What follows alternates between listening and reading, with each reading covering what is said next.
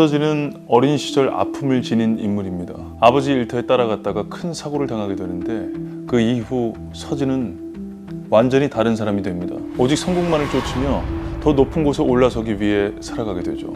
다가온 기회는 절대 놓치지 않고 사람을 믿기보다는 숫자와 수치만을 믿는 냉철한 사람이 되어버립니다. 당연히 주위의 견제와 시기가 뒤따르지만 그마저도 뛰어난 업무 능력으로 압도해버리는 사람이 바로 서진입니다. 정확하게 예측하는 게 그렇게 어렵습니까? 그쪽에 제시하는 거 말고 실거래 단가표 꼭 확인해보라고 하고 예상 공정률 수정해서 다시 보고요. 회장님께서 여름에 삼계탕 300인분을 직접 공수해 주신 걸 현장에서 아직도 얘기를 하더라고요. 그래. 서진은 승승장구합니다. 국내 굴지의 건설회사 최연소 이사라는 타이틀, 아름다운 아내 현채와 눈에 넣어도 아프지 않을 예쁜 딸 다빈이까지. 그렇게 그의 인생이 정점에 다다르려는 순간 따님이 보고 싶어요. 우리 다빈이만 무사히 돌려주세요. 제발 부탁드리겠습니다. 다빈이가 유괴됩니다. 그리고 서진의 인생은 한순간에 나락으로 떨어지게 됩니다. 감당하지 못할 고통의 서진은 스스로 생을 포기하기로 결심합니다. 그런데 그 순간 10시 33분에 서진의 폰으로 문자 한 통이 도착합니다. 서진이 자신의 핸드폰을 가져갔다며 막무가내로 돌려달라던 그 여자 하늘이에게서 믿을 수 없는 이야기를 듣게 됩니다. 그런데 이 다빈이라는 아이 내가 봤어요.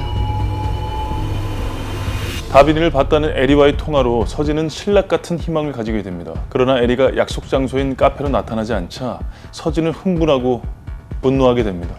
어떻게 잃어버린 아이를 두고 그런 거짓말을 합니까? 예? 자부자니까 정말 사기꾼인 거 진작에 알았지만 애 생각해서 나간 거예요. 거기다 날짜까지 틀려서 내가 그것도 고쳐놓고 왔는데 말이 너무 심하지네. 저번부터 날짜 얘기는 자꾸 뭔데? 나야말로 당신 사기죄로 확 고소해버릴 수도 있어. 그쪽이 살고 있는 오늘이 8월입니까? 2020년 8월 13일 목요일. 됐어요? 냉철한 판단력이나 객관적인 증거, 그동안의 서진을 지탱해왔던 그 어떤 것도 설명하지 못하는 비현실적인 상황. 그러나 반복되는 에리와의 통화 속에서 마침내 서진은 9월에 살고 있는 자신이 한 달 전 8월에 살고 있는 에리와 통화하고 있다는 사실을 깨닫게 됩니다.